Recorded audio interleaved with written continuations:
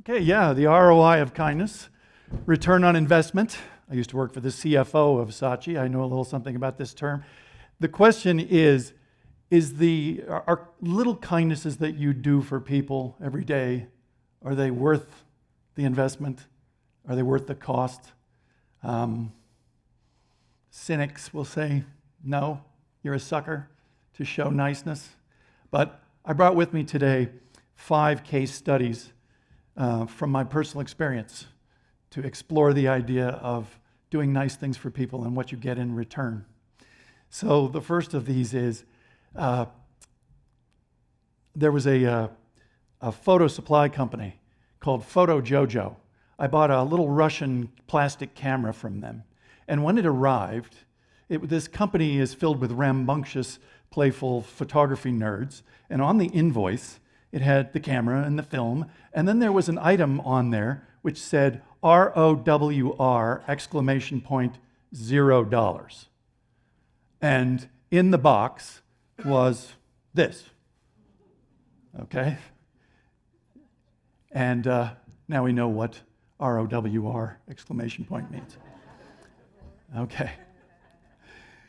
Now, the thing was that so inspired me, that little dinosaur, that I thought to myself, you know what, I have to send something to my friend Doug. So in the box that I sent Doug, I put a little army man. And I included a 3-page letter from the army man explaining to Doug that he had dropped him out of his pocket 25 years before. And damn it, man, take better care of your things. And then it illustrated the 25 years of adventures while he was in search of Doug. And 3 weeks later, I got a package back from Doug, and in it was this. And it didn't have a 3-page note, it had a note with 2 words on it, which were, "You rock." So, I loved that rock so much that I built a little shrine for it on my desk, a little candle next to it. And one of the copywriters in our office, this wonderful woman, she was so inspired by the happy rock, she called it, that she started making these little clay balls that she would stick wildflower seeds into, and then she would throw them into empty lots so that when it rained, you would get this spontaneous wildflower garden. And one day she got caught in the act by this math professor whose school was adjacent to an empty lot, and he was so enchanted by this idea that he asked her to show him how she did it, which she did. And then subsequently, he would give these little happy rocks out, these seed bombs, to any students that would do the extra credit problems. So you can see this chain of events. Now, I don't know where it will end, but I do have to say that one possible outcome is that one of those students winds up being the astrophysicist, which figures out how to avoid the Earth-killing asteroid that will one day send us the direction of the dinosaur.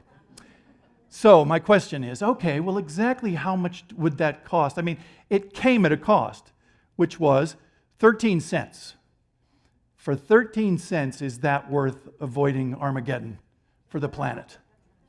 That's pretty good ROI. All right. Now, as it happens, that toy dinosaur inspired me to start carrying around a pocket full of these.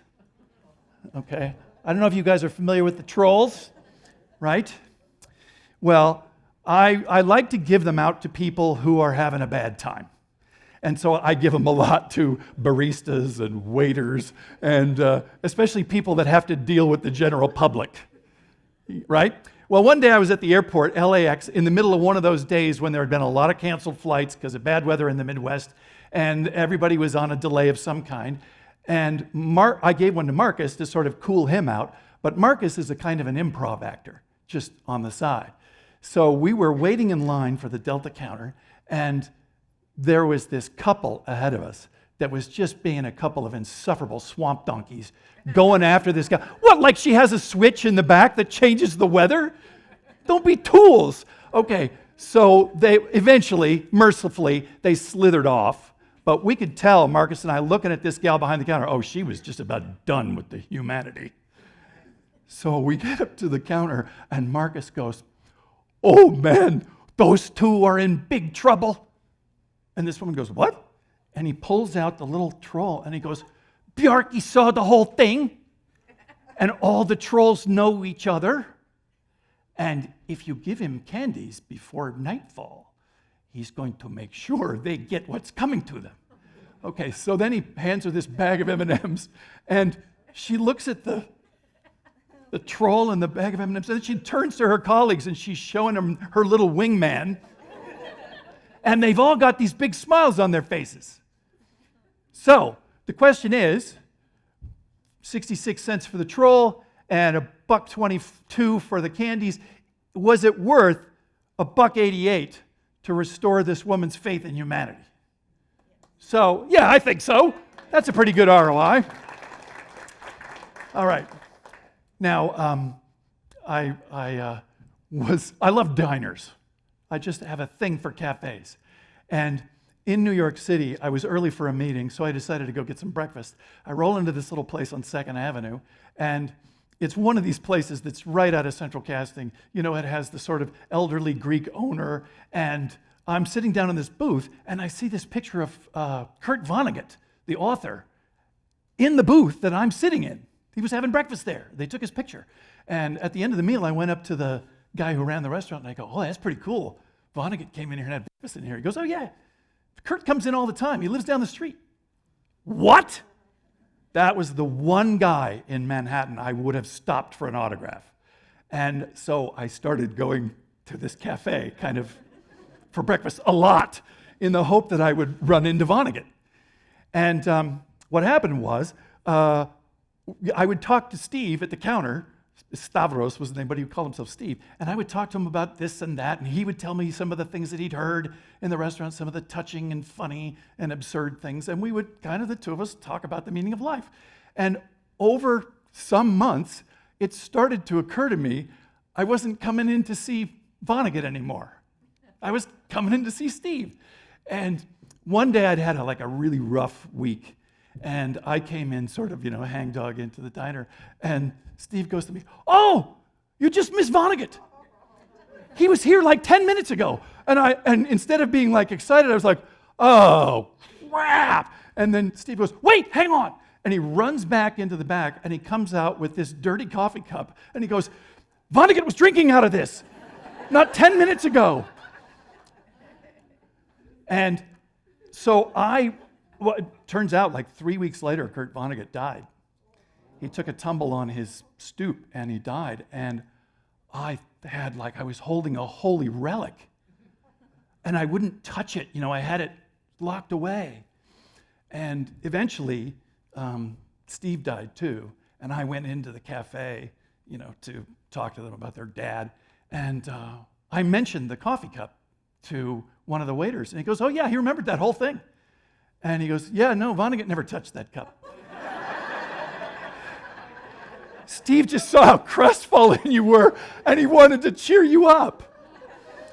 And I have to tell you, I love that cup more now.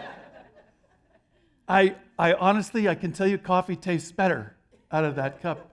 For $4.25, that coffee tastes better to me. Every time I drink out of that cup, I don't think of Vonnegut, I think of Steve. And as I say, I love diners. And I was one by my home, and I was sitting at the counter, that's what I like to do, and these two college gals were waiting for a booth, and then in walks this father and daughter. The little girl was all of about maybe 4 years old, and she's dressed head to toe like a Disney princess, complete with a tiara. And the two college gals see this, and they go up to her and they go, "Are you Sleeping Beauty?" And she kind of shyly goes "May we have your autograph?" I know, right? And so she goes, "Okay." And so they pull out this little notebook, and she gives them both a flourish, because she doesn't know how to write. And she's just, it was just heartbreakingly beautiful. And then when a booth finally did shake free, the college gal said, "No, you guys take it." So the father and daughter took it. And then because there were no booths, the two gals sat next to me. And I said to them, I go, "Oh, that was just lovely what you did there. That was beautiful." And the one gal says to me in an Italian accent, "Oh, my grandfather would have wanted me to do that." And I go, "Oh, really? What's the story there?" Well, it turns out that her grandfather was a little boy in Italy in World War II. And there were American GIs stationed there after the war. And one of them in particular was this guy who loved to come in and do lots of favors for the village. So he would fix things for the war widows, and he'd give them lots of little gifts, candy bars and so forth for the kids. And he was just generally a very pleasant presence and kind of an ambassador for the United States. And they called him Rino, which is short for rhinoceros, because apparently he was built like a fire hydrant and he had a very big nose. And Reno was so popular with everybody that whenever he would show up, everybody would light up. Well, in Italy after World War II, a lot of scores got settled. Communists and fascists and vendettas of every description. And the grandfather's family had been on the receiving end of some armed men who came to settle an old vendetta.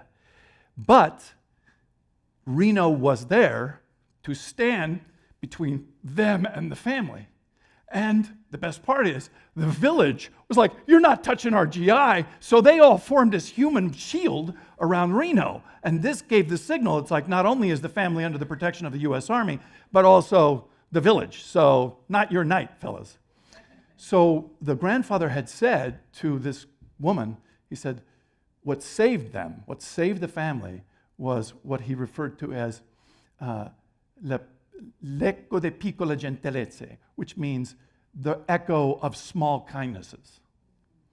And as she was telling me this, she was folding this little piece of paper very diligently. And she said, "My grandfather said to me, when I go to America, I should never leave a room without leaving behind a smile." And so she left this with the check.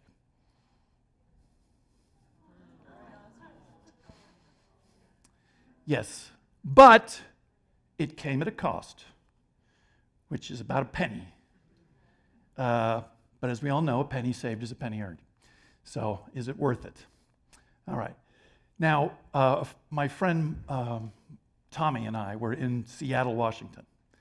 And we were doing a job, and it was sort of late in the afternoon. And we decided we were going to go get some dinner. Now, we were down in the Pike Place Market. So when you're there, everybody's taking selfies at the Pike Place Market because it's one of those things you do when you're a tourist in Seattle. And when we were taking these pictures, this older guy comes up, very down on his luck, and he offers to take the pictures for us so that we can be in them. So okay. So we give him our phones, and he is taking pictures of us, and he's working the controls and, panorama, vertical, horizontal, filters. He's going to town. And he took 20 of the most beautiful shots. I mean, a wedding photographer couldn't have made Seattle look any better. It was like Lord of the Rings. And Tommy's looking at these things, and he goes, "Are you a photographer?" And the guy goes, "No, he just takes pictures for tourists. And the young ones show him how to do this. They don't tip as well, but they teach him stuff." And Tommy gets this look on his face, and he goes, "We're really hungry. We would love to talk more, but we were going to go get some dinner. Would you join us for some dinner so that you could teach us some of this stuff?" And I'm going, "Oh, Tommy, that was slick. That was pretty good." So the three of us go off to this little French place where we have onion soup and beef bourguignon. And this guy had really lived a life. I mean, the conversation was out of a movie. He played football on scholarship for Washington State, and then he got out of college. Instead of getting drafted by the NFL, he got drafted to fight in Vietnam. And when he was over there, he got wounded, and that ended his football career. And he got back stateside, and he went looking for his estranged father. And he basically crisscrossed the United States on the rails and hitchhiking. And man, it was a story, and it went on for hours. And Tommy was saying next to nothing. He would nod and smile, and he would ask a question to keep him going. And Tommy can kind of listen with his face. And you know how a kid will they'll go on a trampoline and they'll just bounce up and down on that trampoline all day, big smile on their face. Well, Tom's kind of like that trampoline. And we got outside, and Tom tried to give him some money. And the guy wouldn't take it. And, Tom was being real gentle about it, and he tried a couple of times, but he wouldn't take it. The guy said, I don't take money from friends. You know how when somebody has a talent, sometimes they'll call it a gift? Well, Tommy has a gift. And, it wasn't free. Dinner was, what was it, $82. But we were on a per diem, and so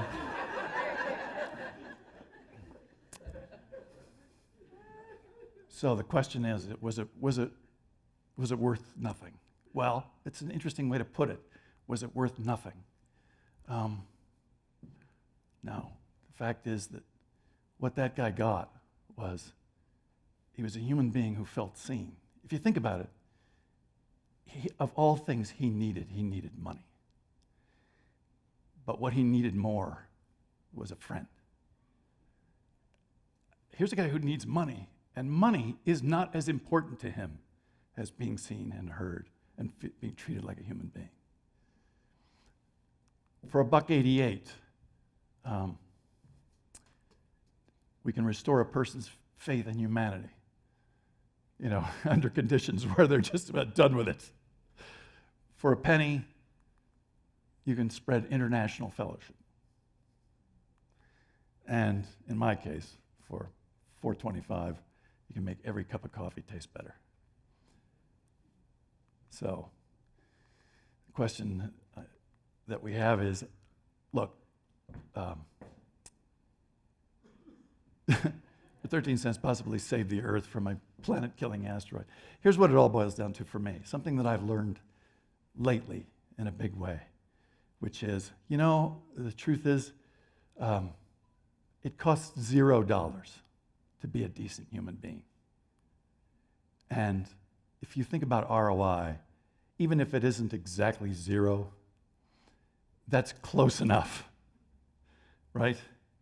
So I would urge you to all go out and get yourself a pocket full of these things to leave behind a smile before you leave any room. So thank you very much.